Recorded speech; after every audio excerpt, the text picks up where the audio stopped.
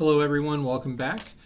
Today we're going to be learning a new method for apportionment called Webster's method.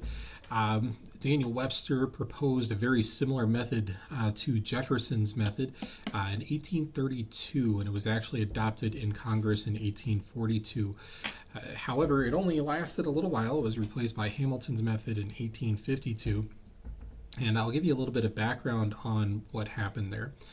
So when we did Hamilton's method, it was vetoed by Washington because of its ability to create those paradoxes, those three paradoxes that we talked about.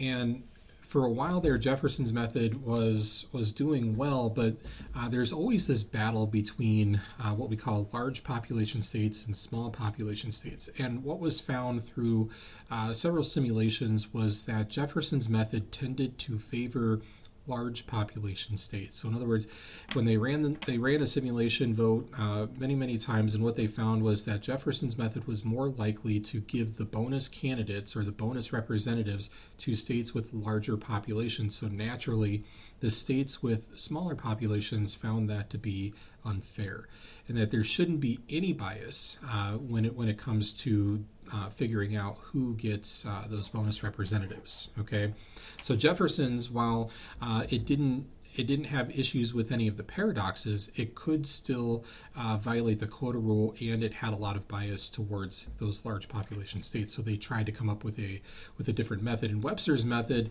seemed to work just fine. For about 10 years, and then when they did the simulations and tested Webster's method, they also found that Webster's method had a bias towards larger population states as well, but not as much as Jefferson's. But it was still enough of a problem to where they decided to just go back to Hamilton's method in 1852 and live with the paradoxes. All right, so let's talk about Webster's method and what Webster's method does. And here I give you the step-by-step again, but I'm just going to demonstrate rather than reading through all of this. It's actually really easy. It is a modified divisor method, so in other words, we are going to have to adjust the divisor to get it to work the way that we want it to work, just like we did with Jefferson's method. Okay, so here we go. We're going to go back to Delaware, and if you recall, Delaware had 41 representatives. They didn't write that down here, but we know this from previous examples. Okay, so representative. I can't spell. So I think that's 41 representatives there. So that's what we've got to apportion, and we have 3 different counties in Delaware with their respective populations. So everything stays the same, just like Hamilton's method with what we did before. So you might remember that the initial divisor that we had calculated before was 21,900, and we would get that by taking the population, the total population of the 3 counties, and dividing it by the 41. That's where this divisor comes from. Okay, so we're trying not to repeat any work. All right, then we would go to the individual populations and we would divide by that divisor.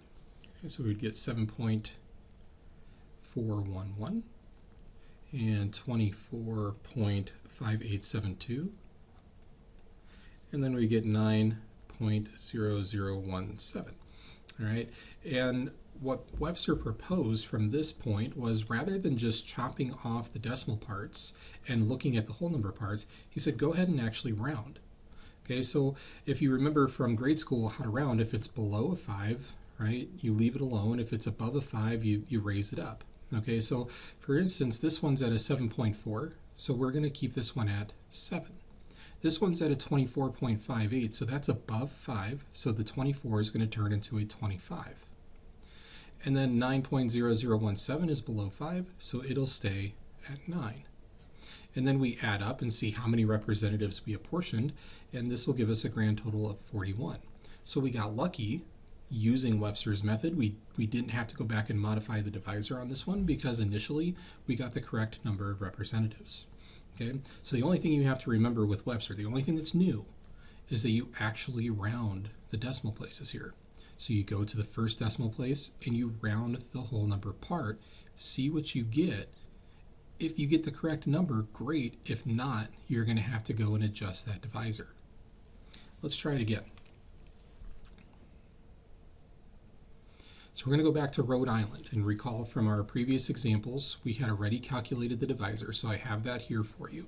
I'm going to go through and recalculate our quotas based on that divisor, 14,034. So we should get 3.5538, and these numbers should look familiar from the previous examples. Okay. And the way that I'm getting these numbers is I'm just taking the individual populations and dividing by our divisor here. Okay. So we got 5.9061 and 44.6527, and then Washington had 9.0428. Okay. And remember, we are trying to apportion 75 representatives here. Gosh.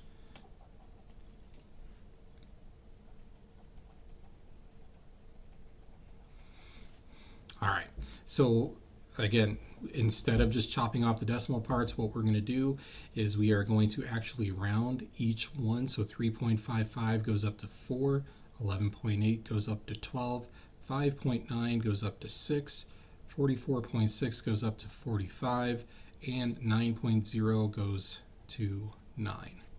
Okay? And then we would add up and see how many we have apportioned here. So 4, 12, 6, 45, and 9 add up to give us 76, which is too many.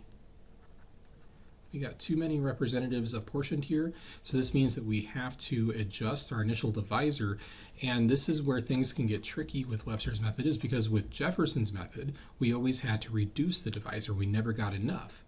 All right, but with Webster's, we can get too many or we can get too little.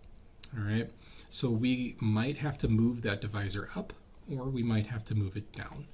All right, so if we get too many, we have to increase the divisor. All right, so we're going to try 14,100 and see what we get for our quotas. So 49,875 divided by 14,100 gets us 3.5372. And we would repeat that for each of the individual populations.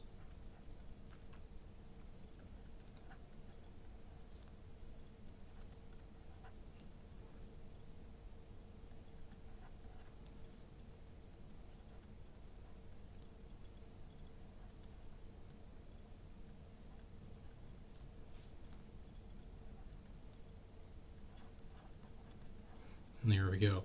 Now we're going to go through and round. So 3.5 is going to go up to 4, 11.7 goes up to 12, 5.8 goes up to 6, 44.4945 is going to stay at 44, and 9.0056 is going to stay at 9.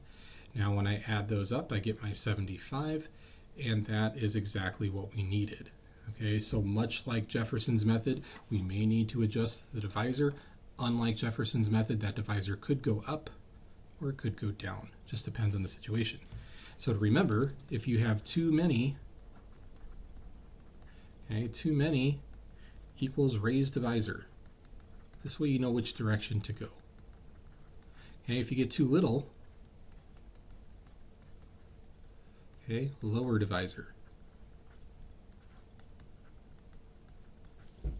All right, so here we had too many, so we had to raise the divisor up. So we went from 14,034 up to 14,100. So we actually raised the divisor because we had too many there. If we had run into too little, we would have lowered the divisor. There is no nice way to determine how much to raise or lower the divisor. It's just a trial and error, just like Jefferson's method. So not elegant, not pretty, kind of tedious, but this particular method showed a lot less bias towards larger population states. It was a little bit more fair than the Jefferson method was for larger and smaller states. Okay, let's go down here now. Talk a little bit about this stuff down here. So again, talked about the bias in favor of the large population states already, but what we found, I mean, there's a number of different problems that occur with the different methods. Okay, if you go with Hamilton's method, you run into the issue of the paradoxes, but you don't have to worry about the quota rule. All right, if you go with a modified divisor method like Webster's or Jefferson's, you don't have to worry about the paradoxes, but you have to worry about the quota rule. So there's always a trade-off depending on which one you use. And then we also have to consider that Webster's and Jefferson's has bias towards larger population states. So this particular debate on which apportionment method to use it's been going on for hundreds of years. All right, and there was actually a mathematical or two mathematicians, I should say, in 1980, that came up with what's called the Belinsky-Young impossibility theorem, and it said there cannot exist an apportionment method that satisfies both the quota rule and also avoids the paradoxes. You'll never find one. There's not going to be a perfectly fair apportionment method, so we have to just do our best. We want to find one that would typically avoid the paradoxes. I think what we've settled on here in the U.S. is to avoid the paradoxes and live with the possibility that we might violate the quota rule while also trying to find a method that reduces the bias towards large population states so that it's fair.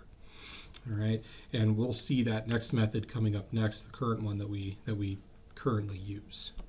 All right, guys, that's it for today. Give the practice problems a try and make sure you got this Webster's method nailed down. Let me know if you have questions.